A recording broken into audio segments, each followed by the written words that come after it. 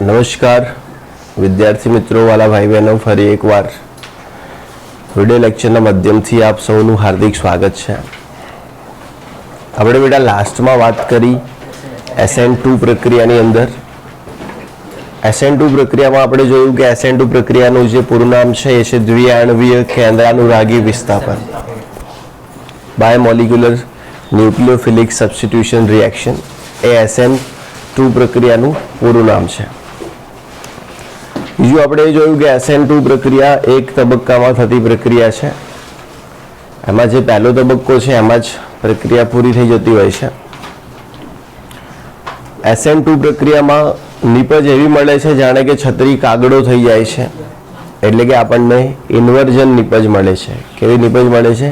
ઇન્વર્જન, વ્યસ્ત નિપજ મળે છે. SN2 પ્રક્રિયાના આપણે તબક્કા જોયા. તો સૌથી પહેલું આપણે એવું જોયું SN2 પ્રક્રિયા માટે કે આપણી જોડે એક પ્રાથમિક પ્રકારનો હેલાઇડ છે. એક પ્રાથમિક પ્રકારનો હેલાઇડ છે. એના બેક સાઈડથી કોઈ ન્યુક્લિયોફાઇલ અટેક કરે છે. કઈ સાઈડથી? બેક. એ બેક સાઈડથી અટેક કેમ કરાવ્યું હતું એ બી મેં તમને શીખવ્યું, કેમ કે નહીં તો અપાકર્ષણ થશે. ચાલો, એટલા માટે જે અટેક છે આપણે બેક સાઈડથી કરાવ્યું હતું. એટલે શું થાય કે એક સંક્રાંતિ અવસ્થા મળે. શું મળે? સંક્રાંતિ અવસ્થા. જે હેલોજન હોય ધીમે ધીમે જવાની શરૂઆત કરે અને કેન્દ્રાનુરાગી ધીમે ધીમે આવવાની શરૂઆત કરે. અને એવી એક સંક્રાંતિ અવસ્થા મળે જેમાં કાર્બનની સંયોજકતા 5 થાય એવું આપણને લાગે. પછી ધીમે ધીમે હેલોજન જતો રહેશે અને કેન્દ્રાનુરાગી જોડાઈ જશે, એટલે આપણને ઇન્વર્જન નિપજ મળી જશે. બીજું કે આપણે વાત કરી હતી પ્રક્રિયા વેગ વિશે. તો SN2 પ્રક્રિયાનો જે વેગ છે એ સબસ્ટ્રેટ અને કેન્દ્રાનુરાગી બંનેની સાંદ્રતા ઉપર આધારિત હોય છે. SN2 પ્રક્રિયાનો વેગ એ સબસ્ટ્રેટ અને કેન્દ્રાનુરાગી બંનેની સાંદ્રતા ઉપર આધારિત હોય છે. એટલા માટે પ્રક્રિયાને SN2 કહેવાય. ખાસ કરીને અહીંયા અધ્રુવીય દ્રાવકોનો ઉપયોગ થતો હોય છે, જેમ કે DMSO, DMF અને એસિટોન. આવા અધ્રુવીય પ્રકારના દ્રાવકો આપણે SN2 પ્રક્રિયા માટે વાપરતા હોઈએ છીએ.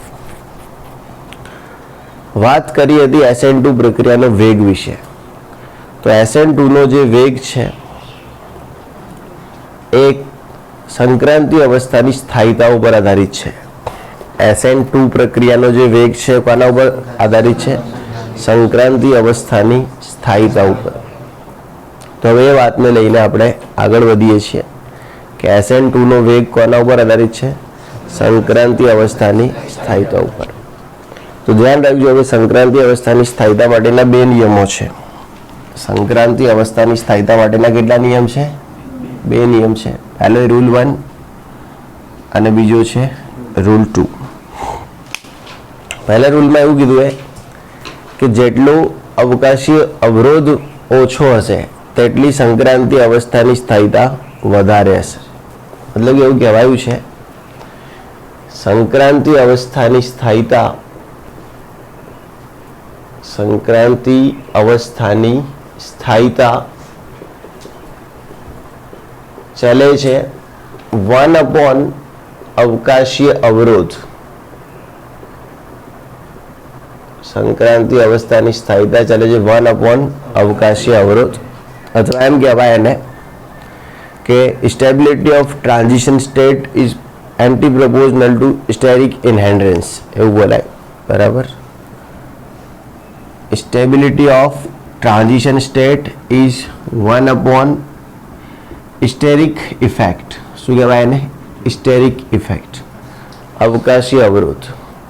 એટલે એમ કહેવાય કે જેટલી ભીડ વધારે હશે, જેટલી ગીચતા વધારે હશે, એટલી સંક્રાંતિ અવસ્થાની સ્થાયીતા ઓછી હશે. અહીંયા શું કહેવામાં આવ્યું છે? જેટલી ભીડ વધારે હશે, જેટલી ગીચતા વધારે હશે, એટલી સંક્રાંતિ અવસ્થાની સ્થાયીતા ઓછી હશે. ક્લિયર? તો ધ્યાન રાખજો, સંક્રાંતિ અવસ્થાની સ્થાયીતા એટલી ઓછી થશે. માની લો તમારી જોડે CH3Br, બીજું તમારી જોડે CH3CHBr અને CH3. ત્રીજું તમારી જોડે CH3C, CH3, CH3 અને Br આવું હોય. સમજ્યા કે નહીં? હવે ધારો કે આ બધાની સંક્રાંતિ અવસ્થાઓ બનાવીએ તો કેવી બનશે?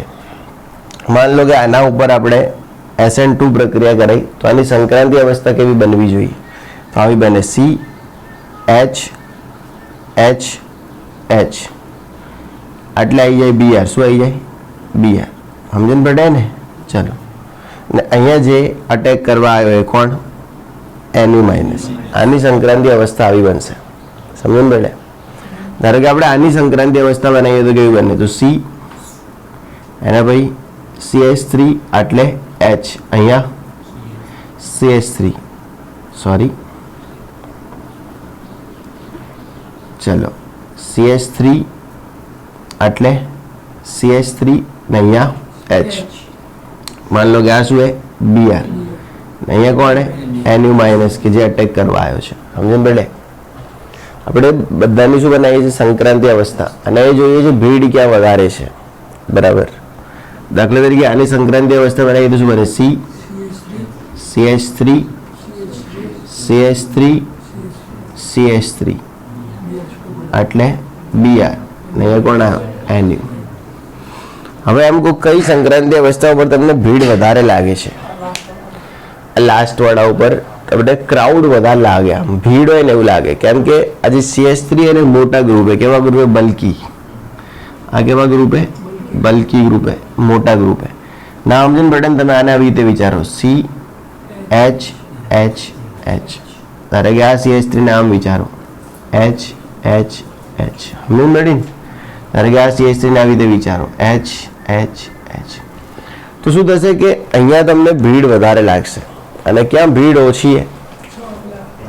અહીંયા. કારણ કે આપણા નાના નાના શું છે? હાઇડ્રોજન. હવે ધ્યાન રાખો, સંક્રાંતિ અવસ્થાની સ્થાયીતા જતી 1/. ભીડ છે. અવકાશી અવરોધ મતલબ અવકાશમાં અવરોધ. તો જેટલું સાઇઝ મોટી છે, જેટલું ક્રાઉડ મોટું, એટલું અવકાશમાં અવરોધ વધારે છે. એટલે અહીંયા અવકાશી અવરોધ કેવું હોય? વધારે. અહીંયા અવકાશી અવરોધ ઓછું, ને અહીંયા અવકાશી અવરોધ એનથી બી ઓછું. એટલે સૌથી ઝડપી SN2 પ્રક્રિયા કેમાં થશે?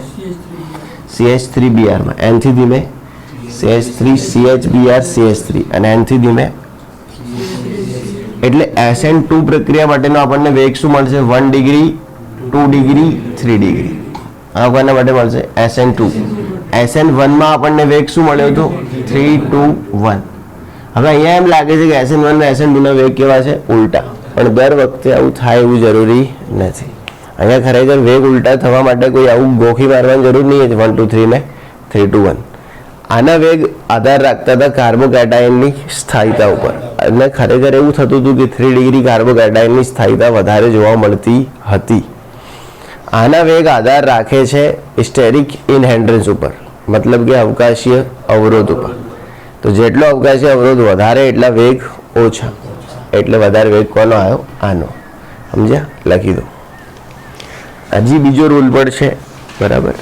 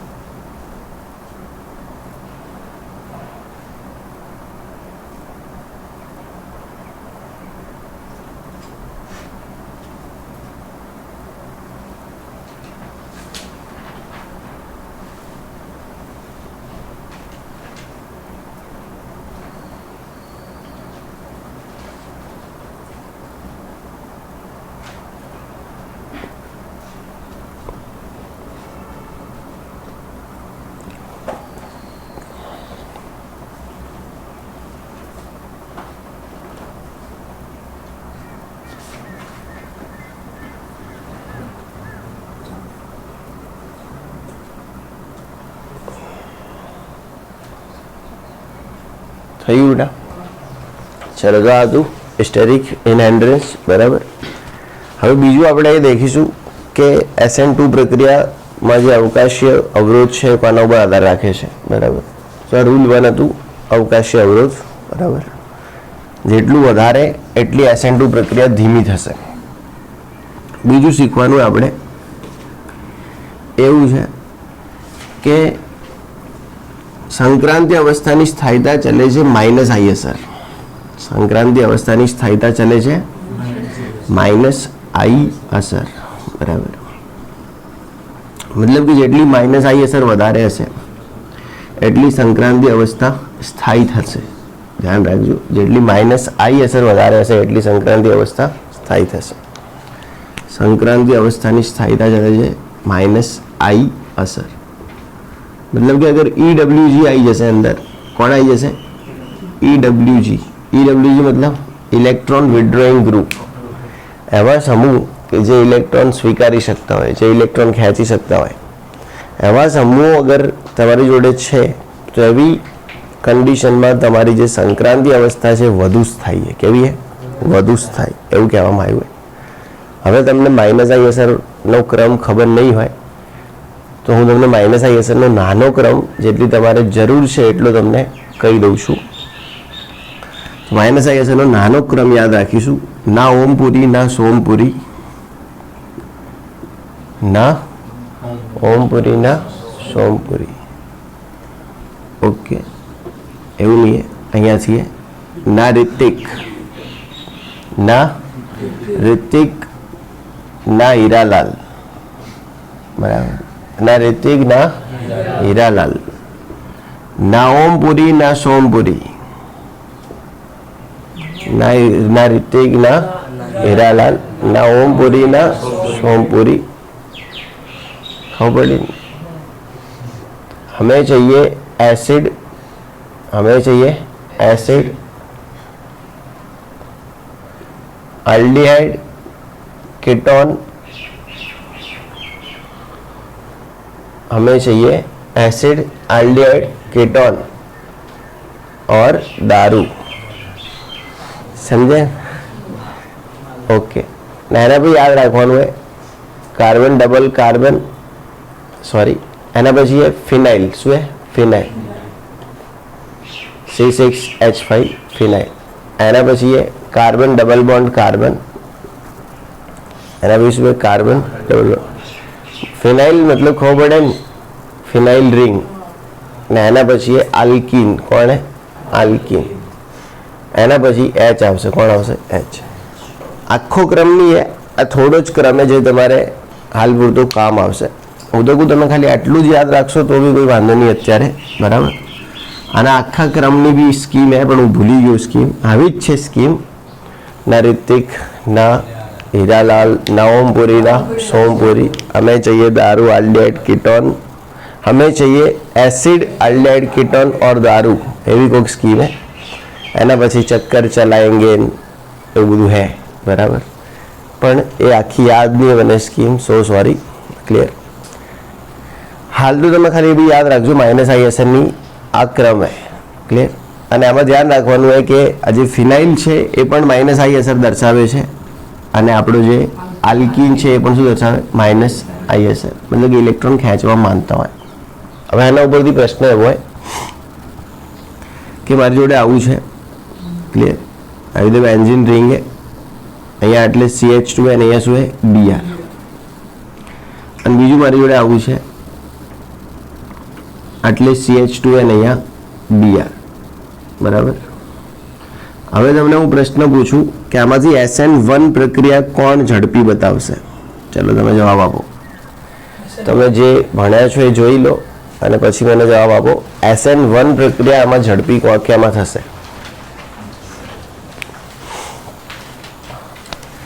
which will give fast SN1. SN1 પ્રક્રિયા ફાસ્ટ અથવા ઝડપી કેમાં થશે?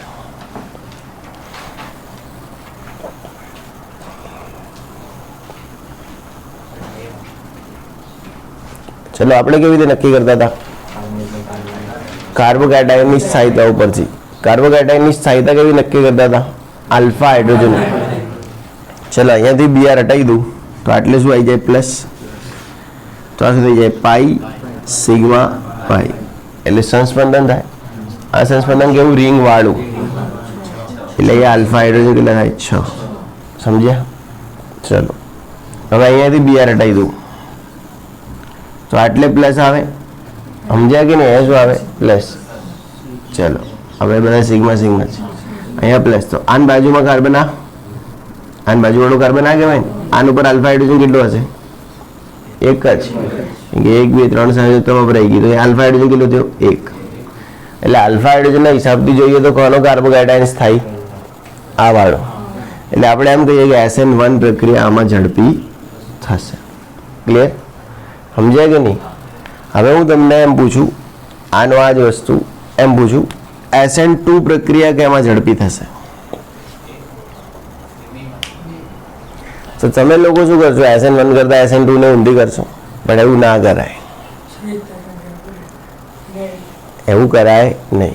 હવે અહીંયા દેખો, આ ફિનાઇલ ગ્રુપ है. કયો ગ્રુપ है? ફિનાઇલ.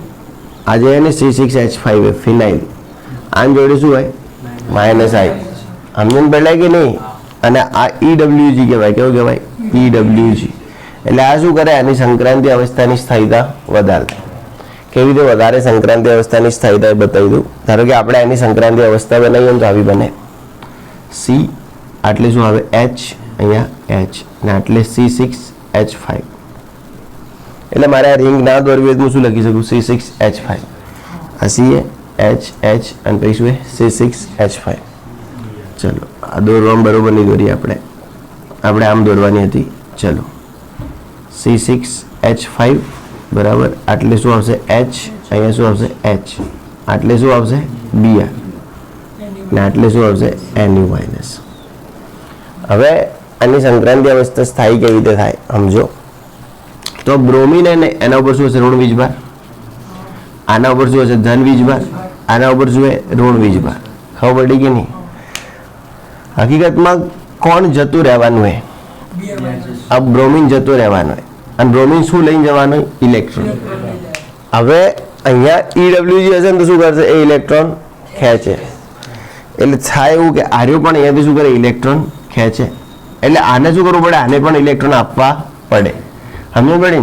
એટલે બ્રોમિન ઇલેક્ટ્રોન લઈ જવાના ચાન્સ બ્રોમિનના કેવા થઈ જાય? ઓછા. બ્રોમિન છૂટો તો પડશે પણ વધારે પડતા ઇલેક્ટ્રોન લઈ જઈ શકશે નહીં. સમજ પડી કે નહીં? એટલે બ્રોમિનને વધારે ઇલેક્ટ્રોન લઈને જવા પડશે નહીં. તો આ ધન વીજભાર કેવો રહેશે? નાનો રહેશે. કેવો રહેશે?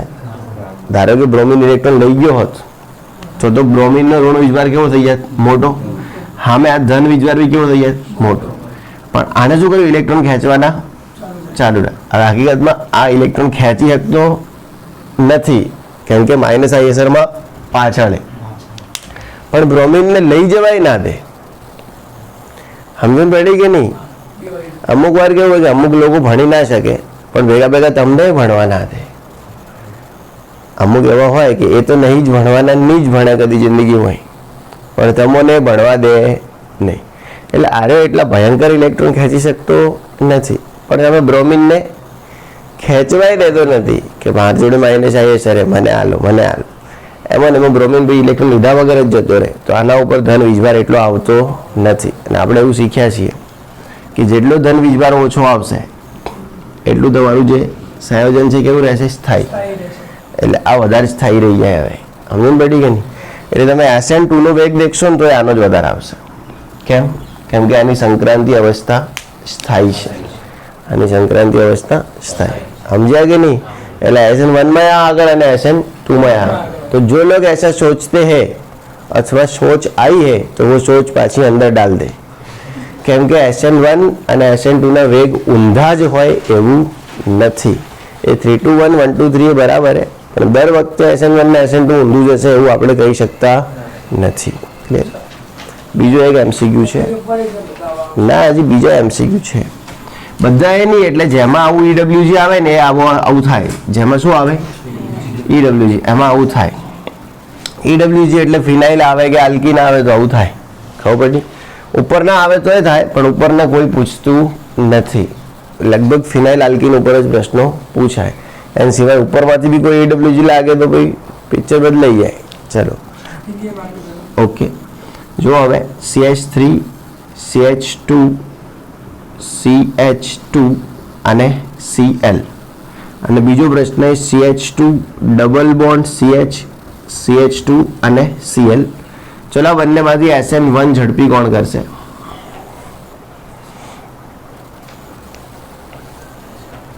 તમે તમારી રીતે જોઈને કોઈ SN1 ઝડપી કોણ કરશે? આપણો જે નિયમ શું SN1 નો? કાર્બોકેટાયન જોવાનું ને. ચલો હવે આમાં આ Cl ને હટાવી દો તો આટલે પ્લસ આવે, તો આલ્ફા હાઇડ્રોજન કેટલા? 2. આમાંથી Cl ને હટાવી દો તો અહીંયા પ્લસ આવે, તો આલ્ફા હાઇડ્રોજન કેટલા? 5. તો કોણ ઝડપી કરે? SN1 નીચે વાળો ને. ચલો SN1 માં ઝડપી કોણ આવશે? આ ક્લિયર. હવે તમને પૂછું SN2 ઝડપી કોણ કરશે? તો આ આન્સર કોણ આવશે? નીચે વાળો જ આવશે. કેમ ખબર હે? કારણ કે આન જોડે શું હે? આ આલ્કીન હે, બરાબર. અને આ શું હે? માઇનસ I અસર, એટલે પાછી આની ટ્રાન્ઝિશન સ્ટેટ પણ કેવી હશે? સ્ટેબલ. તો બંનેમાં ઝડપ એની વધારે આવશે. ક્લિયર? લખી દો છો. અને ધ્યાન રાખવાનું છે કે SN2 ના વેગ આવી રીતે નક્કી થાય.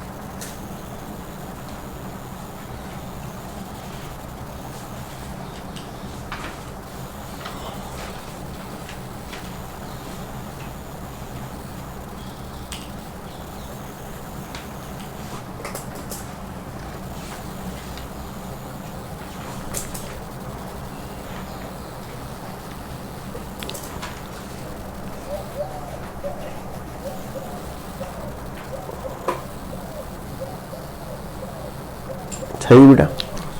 ચલો,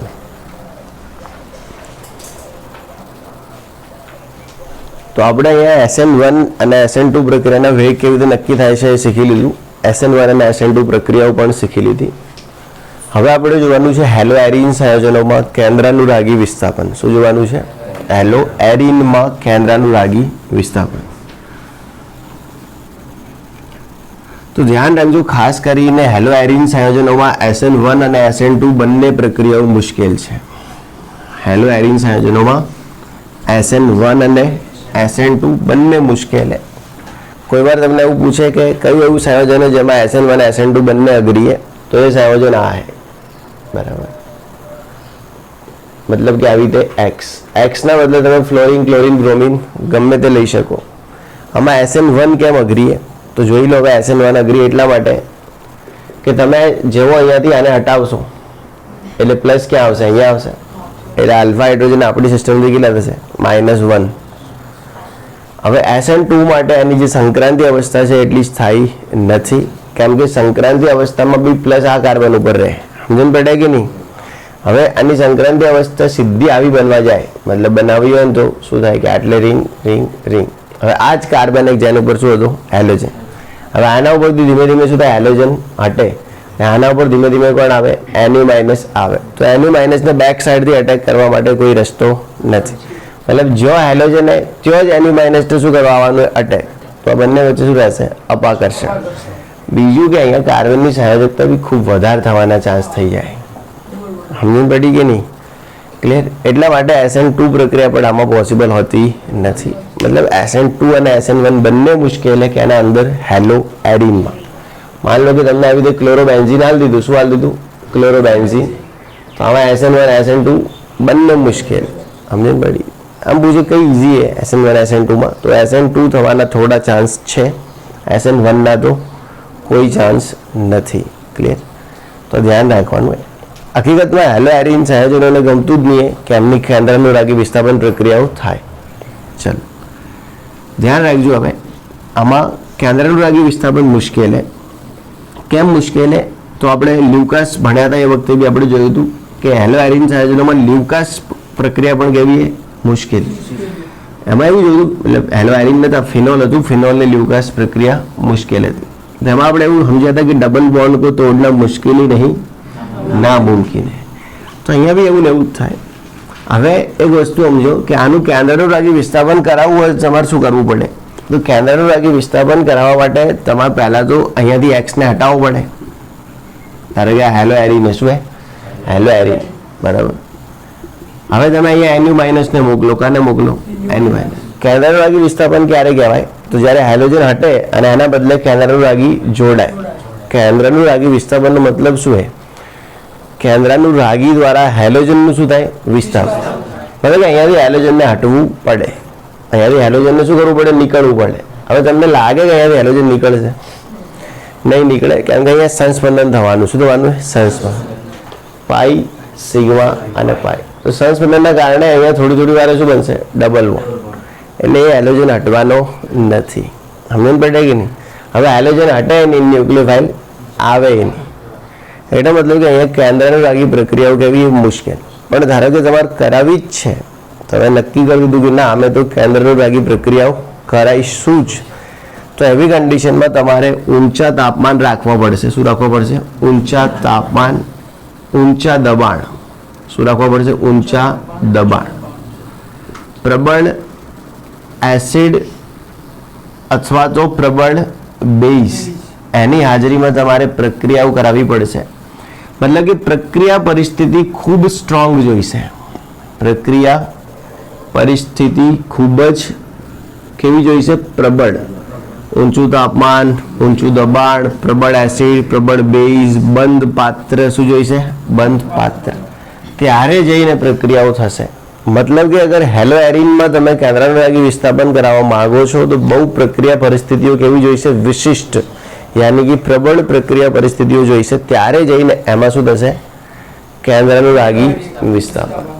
આવી રીતે ઓરડાના તાપમાને તમે કેન્દ્રાનુરાગી વિસ્થાપન કરાવી શકતા નથી. આ ધ્યાન રાખજો.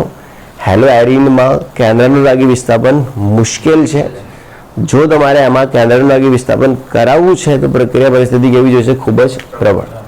ક્વેશ્ચન એવો હોય કે હેલોએરિનમાં કેન્દ્રાનુરાગી વિસ્થાપન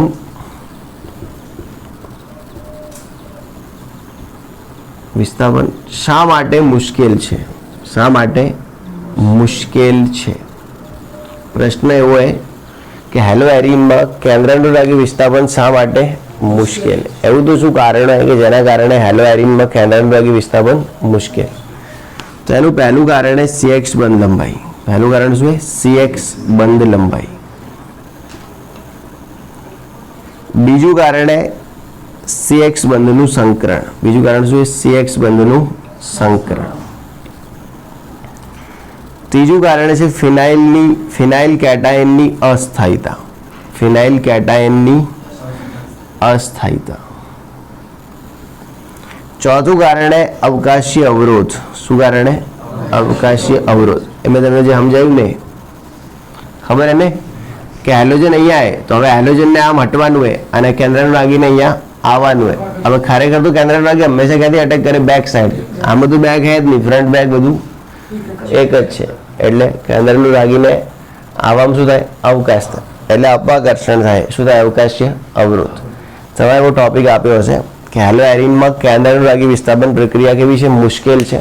તો એના કારણો લખ્યા હશે. એક હશે CX બંધ લંબાઈ, બીજું હશે CX બંધનું સંકરણ, ત્રીજું લખ્યું હશે ફિનાઇલ કેટાયનની અસ્થાયીતા, ચોથું લખ્યું હશે અવકાશીય અવરોધ.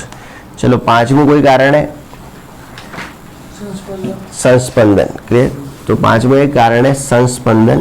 પણ આ લોકોએ સંસ્પંદનને અલગથી નહીં આપ્યું હોય, સંસ્પંદનને ભેગું લઈ લીધું હશે બંધ લંબાઈમાં. કેવા લીધું હશે? બંધ લંબાઈ. કારણ કે સંસ્પંદનના કારણે તો બંધ લંબાઈ ઘટે છે. બંધ લંબાઈ ઘટવાનું શું કારણ છે? સંસ્પંદન. તો આ 5 કારણો હોય કે જેના કારણે કેન્દ્રાનુરાગી પ્રક્રિયા કેવી છે? મુશ્કેલ. હવે પ્રક્રિયા મુશ્કેલ છે પણ તોય આપણે કરવી છે તો પછી પ્રક્રિયા પરિસ્થિતિ કેવી રહેશે? પ્રબળ. ક્લિયર? સમજી ગયા? હવે સાંભળો અહીંયા. તો આ જે થિયરી છે આ મેં તમને સમજાવી દીધી. કેન્દ્રાનુરાગી વિસ્થાપન મુશ્કેલ હેલોએરિનમાં એમાં SN1 SN2 ના થાય. કરાવી હોય તો સ્ટ્રોંગ કન્ડિશન લેવી પડશે. અને કયા કારણો જેના કારણે ના થાય? તો આ 5 કારણો. હવે 5 કારણો વિશેની ચર્ચા ઓલરેડી મેં વિડીયો લેક્ચરમાં કરેલી છે. મતલબ કે મારું એક જૂનું વિડીયો લેક્ચર છે 1 વર્ષ પહેલાંનું. એમાં ઓલરેડી આ 5 કારણોની ચર્ચા મેં કરી દીધી છે. તો હું તમને એ વિડીયો લેક્ચરની લિંક મૂકી દઈશ. એટલે એમાં તમારે જોઈ લેવાનું કે આ 5 કારણોમાં મેં શું ભણાવ્યું છે. વાર્તા જ છે, થિયરી જ છે. અને હું પ્લેલિસ્ટમાં પણ આ જ વિડીયોની નીચે એ 5 કારણોવાળો વિડીયો એડ કરી દઈશ. એટલે ભવિષ્યમાં જે લોકો યુટ્યુબના માધ્યમથી જોઈ રહ્યા એમને પણ કોઈ તકલીફ ના પડે.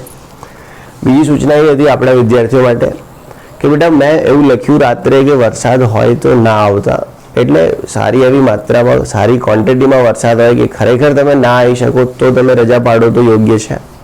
બાકી 18/10 તમારી પહેલી એક્ઝામ છે. એના સિવાય બોર્ડની પણ પરીક્ષા ધીમે ધીમે આવી જશે અને માર્ચમાં જ થશે બોર્ડની એક્ઝામ. તમને આ વખતે કોરોના કે એવા કોઈ લાભ મળવાના નથી. તો મામૂલી વરસાદમાં રજાઓ નહીં પાડવાની આપણે.